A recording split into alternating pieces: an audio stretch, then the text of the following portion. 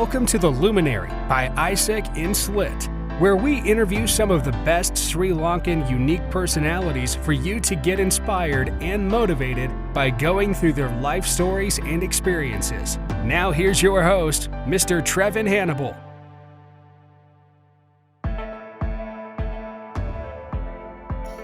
Alright, ladies and gentlemen, welcome to another episode of Luminary. And as you guys have been with us, you guys know that we interview celebrities in Sri Lanka in various fields just to listen to their stories, their success stories, and to be inspired. And today we have a fitness icon, and I would let her introduce herself. And we have Gaia Kodithuwakku with us. Hi Gaia, and how's it going? Hi, I'm good. How are you? I'm doing good, thank you. So for the very little ones who do not know you, for the minority of people who do not know you, how would you describe yourself? Sure. I'll first start with a tiny correction. It's Gaia. Oh, I it's said Gaia. So it's it, Gaia. it's Gaia. It's a very common. My apologies for that. Okay, I'll say Gaia. So how do I describe myself? I feel like I'm not the. I don't feel like I'm the same person that I was yesterday. I feel like as human beings, we're constantly evolving. Especially, in my personal experience, I had gone through certain things in my past where when I look back, I feel like I don't even know who I was when I was, like 10 years ago, 5 years ago, last month. So, how do I describe myself? I feel like I'm someone who's committed to becoming better on a daily basis. And I have picked fitness as my vehicle to do so, as my profession to do so. And my passion is to, I love all humans, but my passion is to serve women. Because I feel like especially women in the third world and women in Sri Lanka, and most of the women I train are Asian, brown-skinned women who live in Sri Lanka and live in all over the world. And I feel like they all go through very similar challenges that I feel like I'm equipped to help them with, because I've gone through most of those issues myself. So yeah. All right. Thanks for that. So I just got a bio about yourself from the boys. So I see that you studied. You did your bachelor's in Australia. Now, studying in a foreign country, I know some of the challenges that certain students go through, especially here in Canada. Students go through a lot because it's nice to post some pictures in fancy areas, but sometimes the lifestyle is not that pretty. I have seen that. Can you share your experience studying as a teenager, or maybe as a very young lady? What were some challenges, and how did you cope up with it? And were you able to cope up with it? Maybe the younger generation would like to hear that story from you. I come from an extremely conservative family. I'm the only child and the only grandchild. And I was overprotected in ways that it was not normal to a girl my age.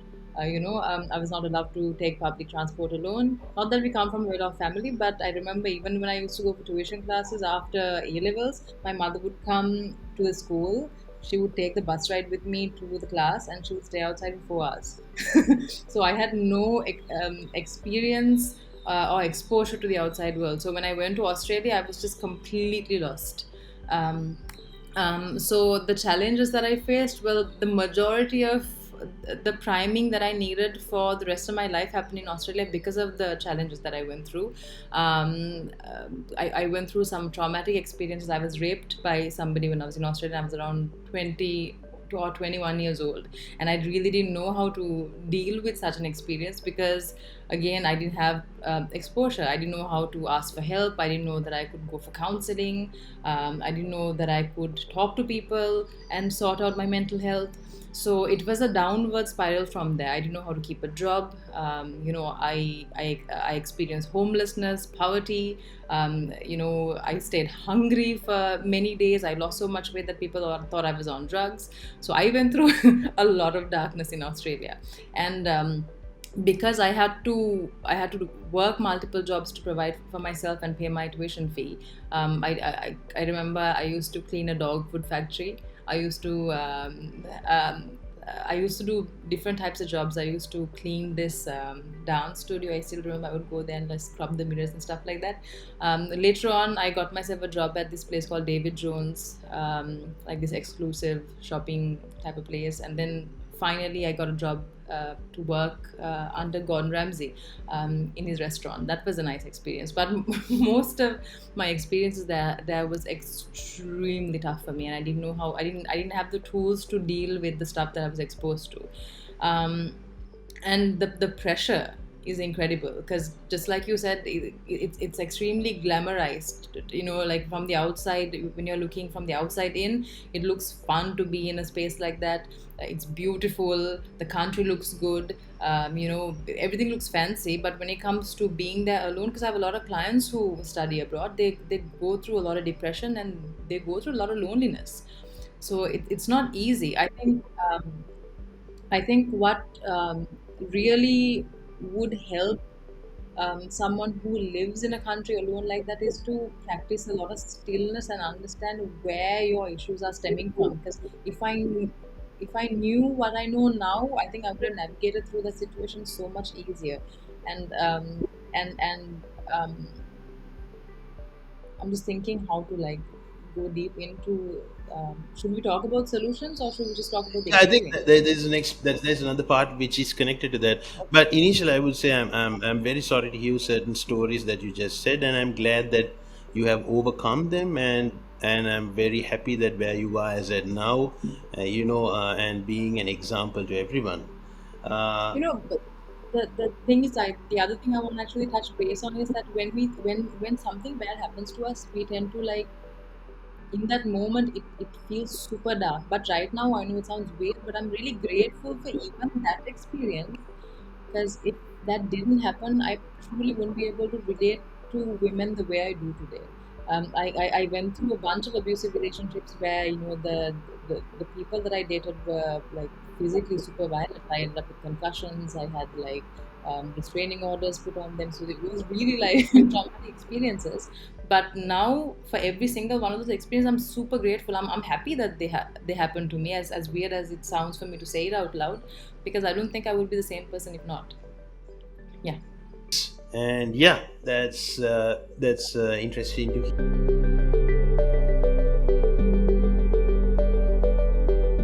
SLIIT Global Education, who is the official title partner.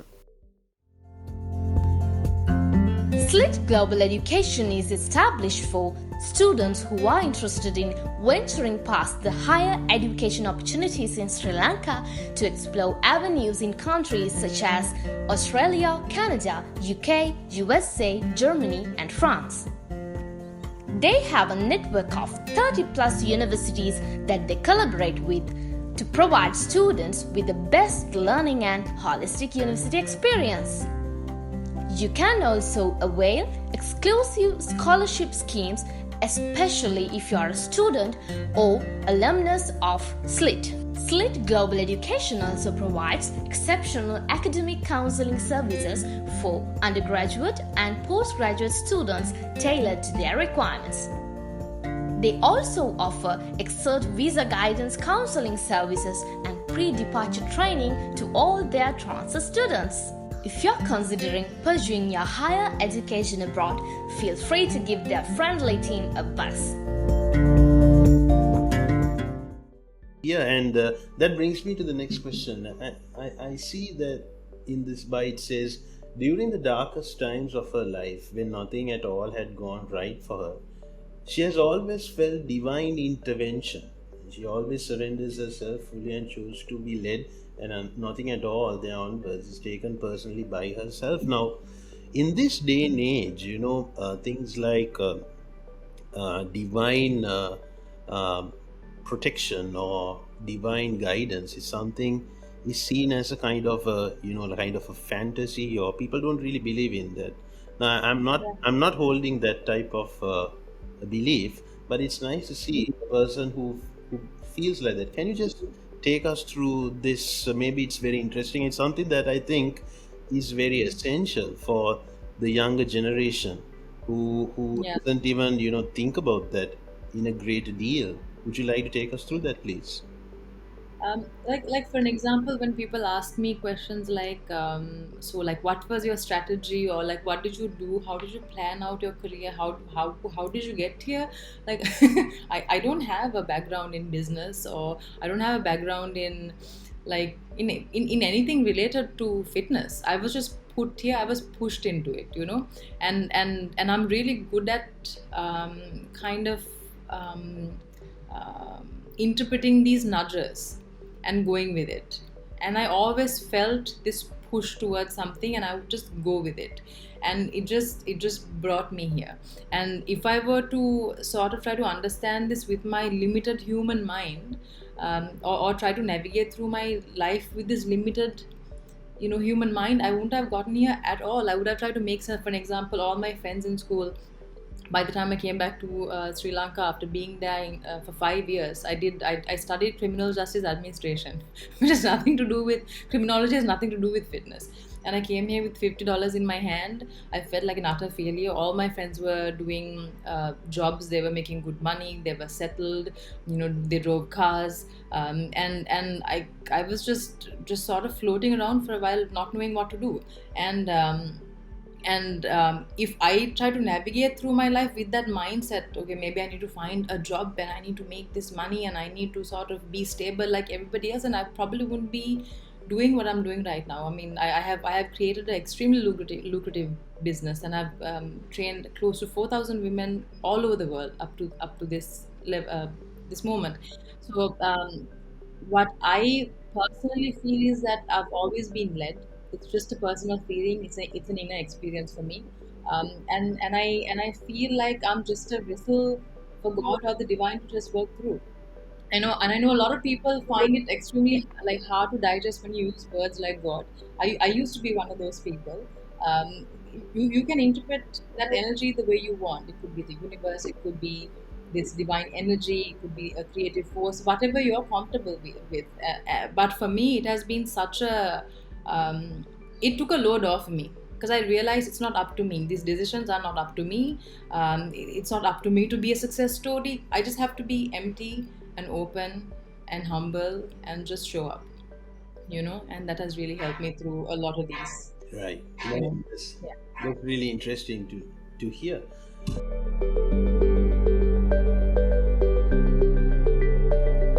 Welcome to SparkX, a platform that will groom you to have a leading edge over other IT students. We built this to give you the real skills to make you a superhero, actually a super talent. Being up on the game is really important, and that's why we researched what skills are really required by the IT industry. You will be surprised. It's not pure technical skills, but a combination of specific technical skills and soft skills that we offer, which no program out there in Sri Lanka teaches you. If you master these skills, you will be assured a job in a leading IT company or the support to start your entrepreneurship journey. And that is why I teamed up with the best people to help you. Through a pre-selection process, candidates will be given the opportunity of a personalized mentorship with SparkX. The program is 6 months long and can be followed part-time while you study. Dedicated mentors with domain experts will connect you through live online learning and face-to-face boot camps. That brings me to the next question. So most of the things that you do is centered around women, and it might be fitness, it might be, I don't know, counseling, or being a kind of a role model for them. And it says she found strong to mean beautiful. She would literally watch fitness videos of strong women, and it goes on like that. That brings me to a nice marketing campaign done by Dove.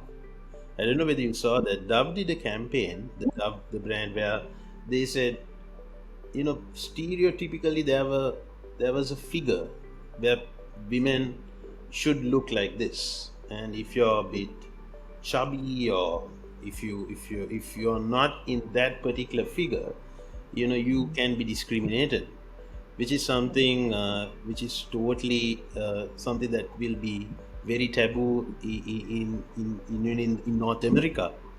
How do you see that, and what's your message to women and of accepting everyone the way they are? Yeah, I mean, I feel like if you're a Sri Lankan woman or if you're a brown woman in particular, especially in the third world, you experience it more because um, when I'm in perfect shape, I'm too skinny. When I'm built, I look manly. When I'm bulking, I'm fat. Are you pregnant? Um, when I'm out in the sun, I'm too dark. So many different expectations, and I feel like it's never, I mean, you can never be liked by everybody. There's always somebody saying something about the way you are. I've been called like so many names because like my platform is open to the public. She looks like a man, she looks like a trans person, or like she looks like a skeleton. Like it's constant, and and even with like family members, because I feel like they come from a like space of love, but still there's ignorance there, and women, I think, are constantly pushed in to fit into this box, especially with like social media, because all you see is like airbrushed, edited, like pictures in the best angles. So I feel like women are constantly pushed into this box: perfect skin, perfect hair, perfect body, big ass, small waist. Every era brings a new definition of what beauty is. And especially with women that I train, one thing I always try to sneakily sort of put into their system is to chase the feeling and not the exterior look. Because when you're training, when you're moving your body, when you're taking care of yourself, you feel amazing. Your cognition changes, the way you solve problems changes, your relationships change. So the feeling starts to really empower you, and that's what I chased. Because for me, it was a matter of staying alive. I didn't want to kill myself. So training made me feel good. It made me feel not like a victim. I slowly started feeling empowered. And Yeah, instead of being caught up, because for me, when I'm on stage, I'm 47 or 48 kilos, I'm shredded, I have a six pack. But when I'm off season, I'm like 20 kilos heavier. So I see the shock in people's faces when they see me in my off season. They're like, "Oh my God, she's fat, she's huge," because I'm already like a big, like I have muscle mass and I'm big, and so if you get caught up with expectations, and if you try to just fit into a box, you'll always be struggling and you'll always feel like you're not good enough. So it's important to know who you are from within, so that you don't get caught up in all these trends. Yeah, that's interesting. And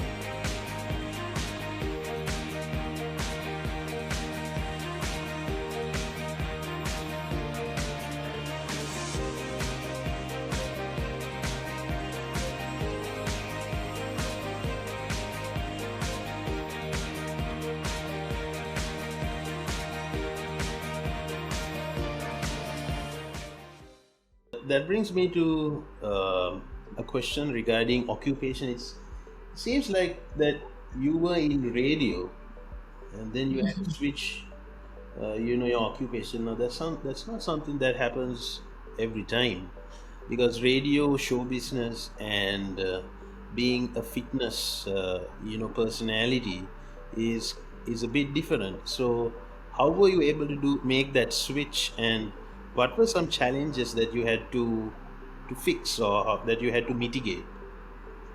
When I was I mean, I always knew that I had a passion for speaking, so I randomly again ended up in radio. and I was in radio for 5 years. But what made me switch was the fact that one day I woke up and I felt I just didn't want to go to work. That my tank was empty. I just could not show up to a place where I was not happy doing what I was doing. And I remember my last workplace was EFM, and they were fabulous to me. They were such a good bunch of people to work with. But I woke up, I got in a taxi, and I went to work, and I just felt sick in my stomach, and I was like, you know what, I just can't. I turned the taxi back, and I came home, and I had no savings, I had no money, I had no backup plan. But I was doing fitness as like a side thing. I Yeah, was just to interrupt, like, what made you? Why was it like? Was it monotonous, or was it doing the same thing, or um you were because doing there it was for so a much long time? Or restriction. what made you bored, or was it? Were you bored with that? What happened?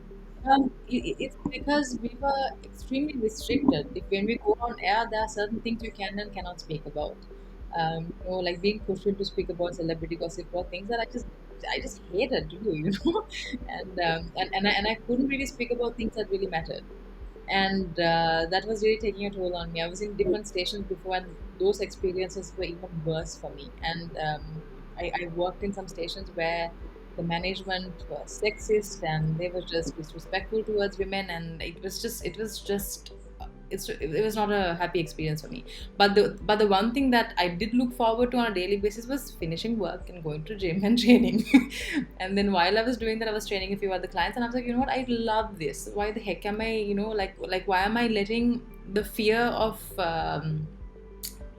financial instability stop me? Because I mean, for my luck, I didn't have a lot of financial responsibility. Of course, I supported my family, but then I didn't have a lot of financial responsibility. This is like 7 years ago. Right now, I do have a a lot of financial responsibility because I'm the only child, only grandchild, all of that.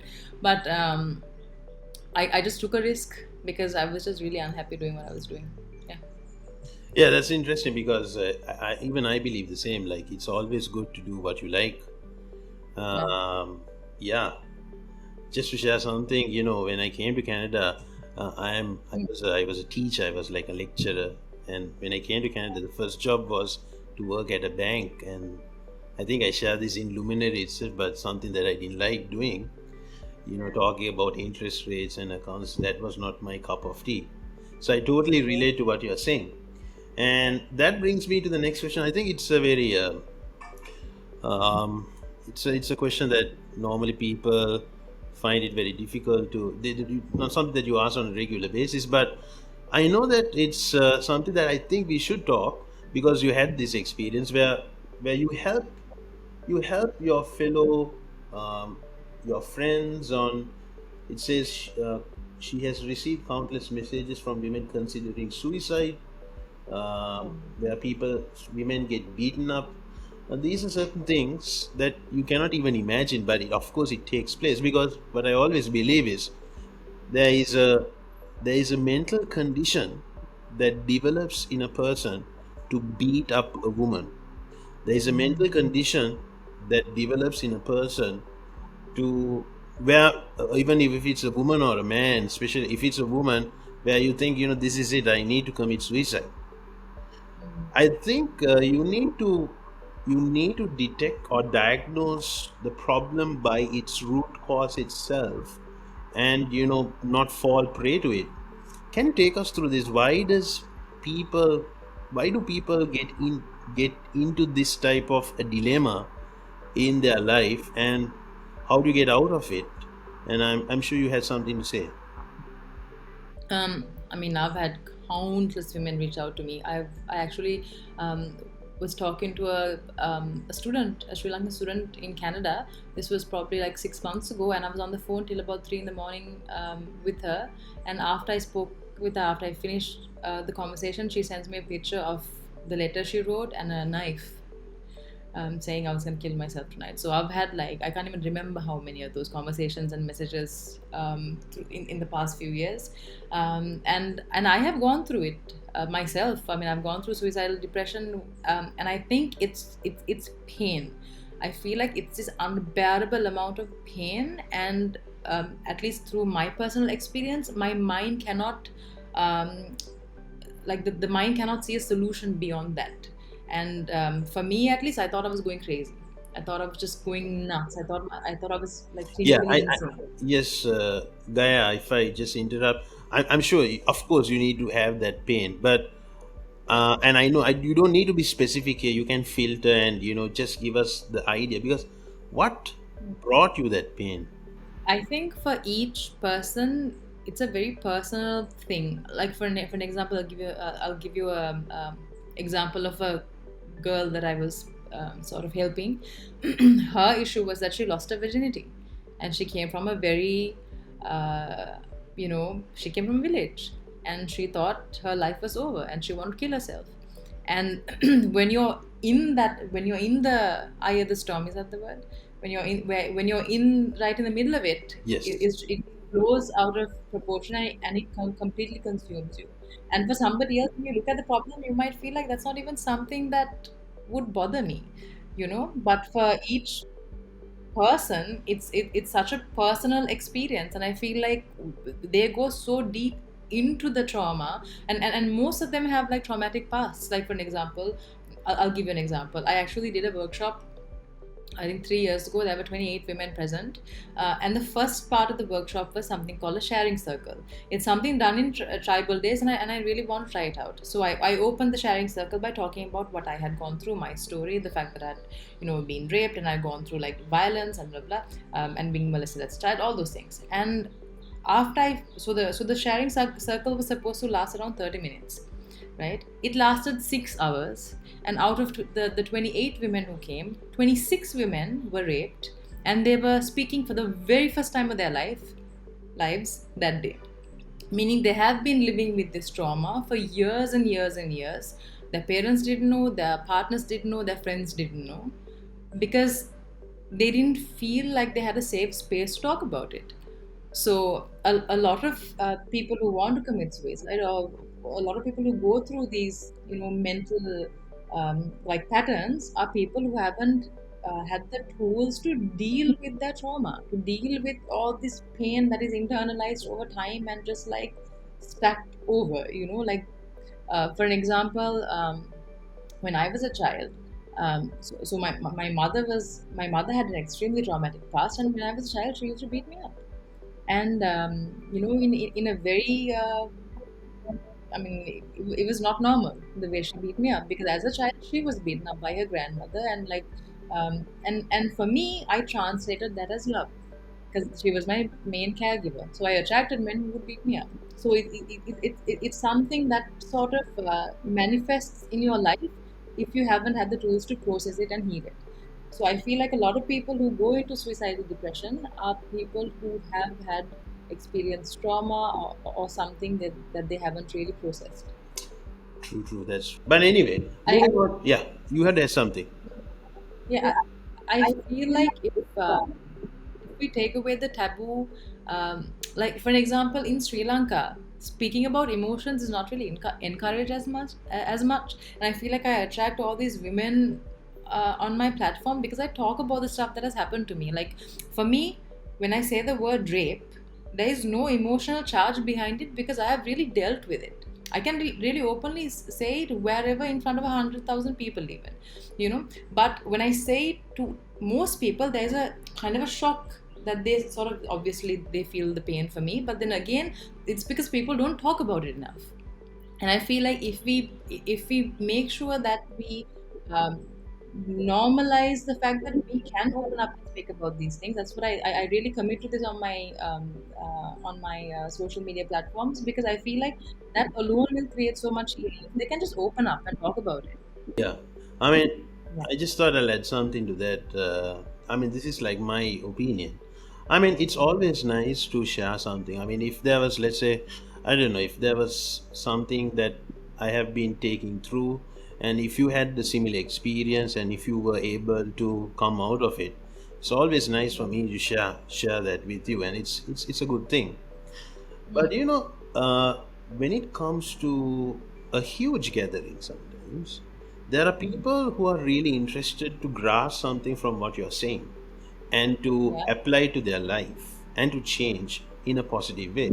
But sometimes, especially in South Asia, I would say when it comes to North America, because of literacy and education levels, is a different story. But still, there is a minority where people, take it maybe for a joke, or they take it for entertainment, or and it sometimes really hurts the people who have gone through it.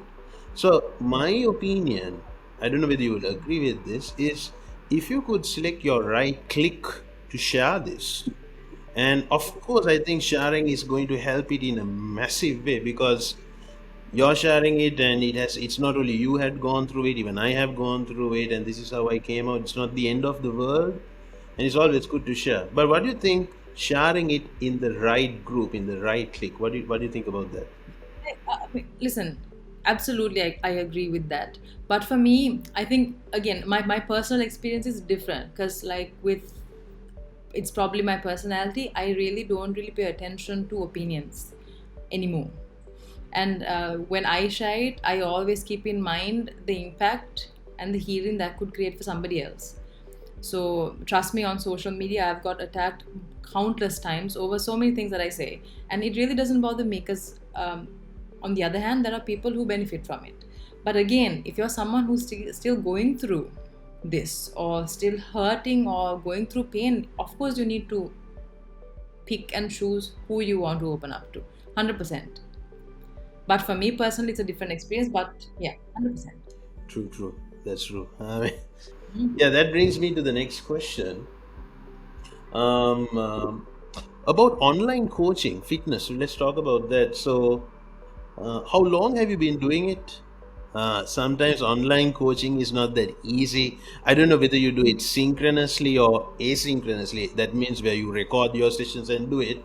Sometimes if you do it like live, like this, synchronously, it's it's a bit of a challenge, because now you would see so many Zoom fail videos and some things like that. How is it? Is there a? I'm sure there is a very high demand for that. And how do you go about it? So it's not a synchronized situation. I have created and invested in like a platform that is open. It's basically a portal to all my clients. They do it in their own time, but I monitor it. So everything that they do, they record and they send it back to me. I correct, check their technique. But I feel like it's been such an amazing success because one thing, as a competitor with my experience, I really understand how to manipulate nutrition, calories, and how to like create results. Because I really put myself, because I was I was around 90 kilos heavy, I think, when I was like before I got into fitness. So and I had done, like, after that I've transformed my body thrice to be on stage.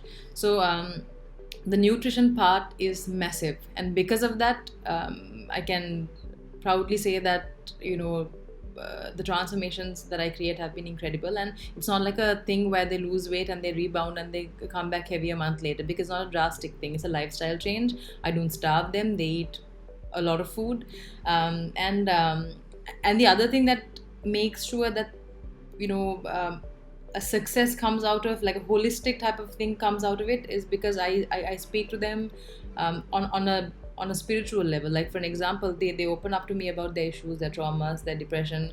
I make sure they become comfortable with me to share these things, because overeating or behavior that is addictive when it comes to food or whatever it is, drinking, they all stem from emotional problems. So I provide them with the tools, from meditation to prayer to journaling, whatever it is that suit them. I open up an avenue for them to express themselves. And most of them fall in love with movement. Like, I have clients who've been working with me for over a year now, and they just love it. It is not just like a weight loss thing or like a outer, I want to look good thing anymore. It's about, I feel empowered, I feel good. Yeah, and because of COVID-19, did it adversely affect you, or didn't it really matter because you did it online? How did it go? Yeah. Um, Probably the first month there was like a slight, change when it comes to the people joining in, because people were freaking out. Some of them were losing jobs, but it really didn't affect my business, to be really honest with you. Right, It didn't. that's nice. And that brings me to a quote by you. It says, "Becoming self-reliant and self-sufficient was the toughest for me. It is so easy to blame the world for everything that went wrong for you. Playing the victim is so easy. Taking responsibility is hard, which is very true. Because, well, guys, what I always believe is, it's very rarely that you see a person who would point the finger at them and say, well, that's my fault and I did a blunder. And you need to take ownership of that, because most of the time people think that they are right, and it's just 20% of their fault and 80% it's others, where it's actually the other way around. Even scientifically, 80% it's your fault, 20% maybe you can pinpoint at others. Can you just take us through this? Why do you think like this? And it's how do you take responsibility sometimes when things go wrong? You know what? There was a moment when I was in Australia where I had, I just lost one of the, I just lost my job. My phone connection was bad because I hadn't paid, the bill. I was about to become homeless, and then I realized that my entire existence in the 5 years of being in Australia, I was just blaming it on the person who just put me through that trauma. And I never took responsibility. I never tried to, go to work on time, and I never took responsibility. It was a downward spiral for me. And as much as, of course, bad things has happened to me, but even right now, even currently, I constantly, whenever something goes off, the first thing I do is I look at myself and see, where did I go wrong? Because I feel like that's where your power lies. Because the moment you point your finger at everybody around you, you're powerless in that situation. So even as I travel somewhere, even if there's road rage, whatever it is, I constantly look at myself before I react. In Buddhism, because after my brother passed away, I started learning about every possible religion out there to understand the afterlife and death and whatever, and that is one concept in Buddhism called vipassana, which is basically being able to see reality for what it truly is. So observation. So whenever someone pisses me off, or whenever something goes wrong, or whenever I have a fight with my partner, or whatever it is, the first thing I do is I really breathe and I watch the situation. And in that moment you'll really be able to see where you are, where your mindset is, emotionally where you are. Because I feel like everyone, I think 90% of the population are just on autopilot, just reacting to whatever trigger comes their way. So for me, it has been, and you know what? Once you get used to it, it becomes so much fun. It's like a fun experience. You get to really watch yourself and observe yourself and just stay in your center, even in the middle of I was going to say a bad word, even in the middle of a storm. Yeah. I can't hear you. You're on mute. Yeah. Yeah, I said, yeah, that's true. That's very true, as you said.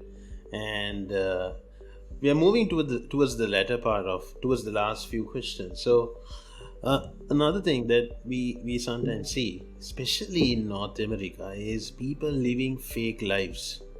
I would like to have a chat with you about that. And so much of it has to do with sometimes, having a good physique, of course, is important. You need to be very healthy. That's true enough. If you look at the Instagram posts, social media, maybe Twitter, people would post so many things. And although we sometimes look at South Asia and we say that, okay, why do you post each and everything, like the food and all stuff like that, unless you are a celebrity and you are an influencer or something like that. But it happens everywhere. It's not something common only just here. It's happening everywhere. Sometimes the lives are so empty. I see that to my eyes. You can be talking nice words, fancy words, where you try to. I was just watching these. We are having interview as well, but I was just watching these interviews, especially which Lahiru does in Sri Lanka, and maybe what Danu does. And people guys, I'm like this, I'm like that, I'm like this, and indirectly are saying that this is the lifestyle and I'm having this perfect type of life. And sometimes it's something that you're living to impress others, or it's you're a figurehead for the society. But inside, I'm not trying to say that that person is miserable, but maybe inside it's a different story. How important is it for you to be honest, and how important is it for you to be real, and how important is it for you to position yourself like that? Maybe you can take us through that as well. You know, being honest and real is literally everything to me because for me it's so healing to be able to be that, to be able to be myself. And this is why I've taken a step back even from social media. I mean, I used to create a lot of content when I first started because I was really like driven to create a platform and all that. But right now I do it only when I feel inspired. I have a YouTube platform of nearly 50,000 people following me, but I haven't posted in months because I told myself I don't want to be creating content because I want to create content and because I want people to follow me and like me. And my partner always says, why aren't you making videos? I'm like, I'll make videos when the time is right and when I feel guided. And I took a long break, even from Instagram, and that's because I don't want to get lost in this whole, you know, this whole, Kind of a rat race. yeah, and and Kind of and, a rat and race. yes, and wanting to be validated through likes and views. Like when I post something, I don't go back and check it. I just don't do it because it's not my business. I created something and I posted it because I feel like there will be an impact out of it, and I detach myself from it. And it's so easy to get caught up with this because the sad thing is if you're gonna base your worth and your value through what you get back from social media, then you're bound to go crash 100%. So for me, it has been everything. That's why I mean, I don't do like proper production type of videos anymore because I do it. I mean, my piece comes first. So right now, whenever I do create content, for now, I do lives. I do Instagram lives, and I feel like I have something to share, and I share it, and I speak about what I go through. Sometimes I speak about my own flaws. I sometimes speak about the stuff. For an example, I used to speak a lot about judgment because I used to be like the most judgmental, bitter human being on the planet, and it took me at least I really worked on it for a year to really overcome it because I especially I went on this meditation retreat, and during that retreat I really saw who I was. I was not this person that I kind of portrayed. I was this judgmental, mean person, and that really was right in front of my face. And so yeah, I speak about my flaws. I speak about like the things that people might not like me for, but it's important to me. It's important that I stay in my center and not get caught up with social media. All right, and that brings us to the last question. And I mean, I wish we had more time to talk, but since we have time constraints, I mean, the last question that I would like to ask you is about how do you face criticism? And you said you were in that shoes, but how do you face criticism? Because not everyone is going to like what you do. I mean, it's not only relevant for you, but it's relevant for everyone. Uh, People like Michael Jackson, but there is a fair share of number who doesn't like him. People like Elon Musk or the Jeff Bezos, or recently I was watching about Steve Jobs, but there would be a sizable number who would criticize them. But it's okay to be criticized, and maybe if it puts you to a right path, and if you're doing the wrong thing because of constructive criticism, you have shifted to the right path. Now that's good. But sometimes you're being criticized because people don't like you, or maybe they're jealous of you, or they want to put you down. How do you react to that? And what's your message to the young crowd, or your followers? How do you take it? um so whenever someone does criticize me, the first thing I do is to see if there's truth in it. Have I done anything wrong? Like, have I messed up? um but if that's not the case, I'll give an example. There's this guy on Instagram. For like a month, every day when I woke up in the morning, there was a post about me, posted questioning my spiritual beliefs, like whatever, just whatever I posted and put on like stories would be reposted with like captions and descriptions and all kinds of nasty comments. and that was a real test for me, because I mean, it's easy to ignore a comment or like a message, but when it was every day for a month, when you wake up, something new, and and that really helped me cultivate love. So this thing that I sort of I write a lot, and sometimes during these writings, these certain realizations come to me, and one thing I sort of figured out was that we all have this particle of God. Like, we're all representations, we're all like little we are like pieces of the puzzle that makes the whole picture. And just as much as someone hates on me, that person also has the same particle within them. That's why in Hindi they say namaste. Namaste means the light in me sees the light in you. So I always try to remember it, even when someone treats me bad. And in that incident, this whole idea about observing yourself when you're triggered, that really put me to the test. So that entire month, I did not respond to him. Whenever someone hates on me, I never respond. I never address it. And I finally, after a month, I messaged him and I told him that bro, I love you. You have taught me a lot. And that's basically how I deal with it. I want to exude compassion even when someone hates me, because if someone would hold on to such dense energy, hateful, angry energy, because there's some story within themselves that they haven't resolved. I am just triggering that within them, like for them to not like me, for him to not like me, is because me, who I am, what I represent, triggers something within him that is uncomfortable for him. So he hates me. It has nothing to do with me. It has everything to do with him. So that's how I basically navigate to it. That's nice. And before we close, Gaia, would you like to tell us if there is anyone interested in, because I think there will be a sizable number of people watching this. If anyone is interested in getting your coaching, in what you do as fitness coach, how can they contact you? What's the website? And would you like to tell us about that? Absolutely. They can just go on to GaiaKodithuwakku.com. That's GAIA Kodithuwakku.com, or they can find me on Instagram under the same name. There you go.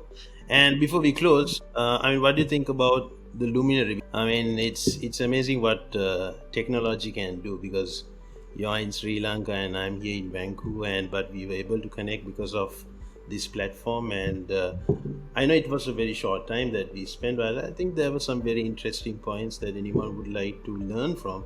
So just want to get your feedback, and what's your honest opinion on that?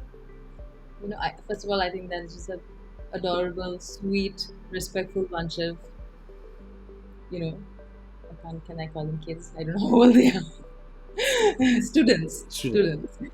And from their website, I actually complimented Januda, and I was like, Januda, and I told him, even your website is incredible, like such amazing work. And I actually wanted to ask them about this platform, like what is this? Because it's so stable. Because I do a lot of online events where I speak, and I usually do it on Zoom. So it's pretty impressive. Yeah, I have nothing but love for them. Nice. And there you go. Thank you very much, Gaia, for joining us and allocating time to share your thoughts and opinions. And there you go. That's it from us from Luminary for today. And until we meet you guys next time, it's time to say goodbye and take care. Bye-bye. Bye now. That's this week's episode of The Luminary. Don't forget to join us next week for another episode. Thank you for listening.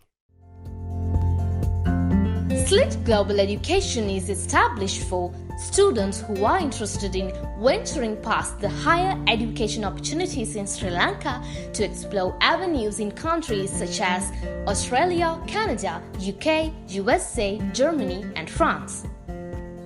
They have a network of 30+ universities that they collaborate with to provide students with the best learning and holistic university experience.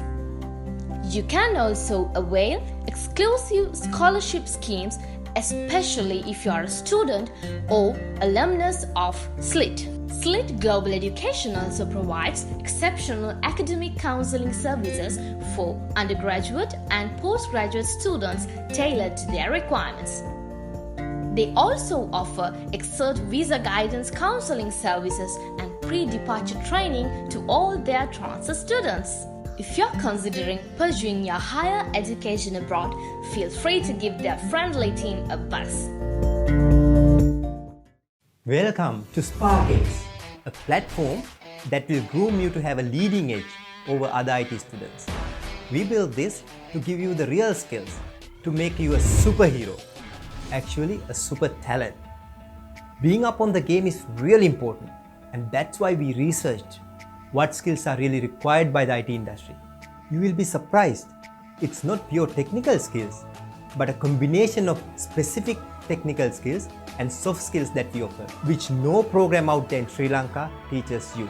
If you master these skills, you'll be assured a job in a leading IT company or the support to start your entrepreneurship journey. And that is why I teamed up with the best people to help you. Through a pre-selection process, candidates will be given the opportunity of a personalized mentorship with SparkX. The program is 6 months long and can be followed part-time while you study. Dedicated mentors with domain experts will connect you through live online learning and face-to-face boot camps.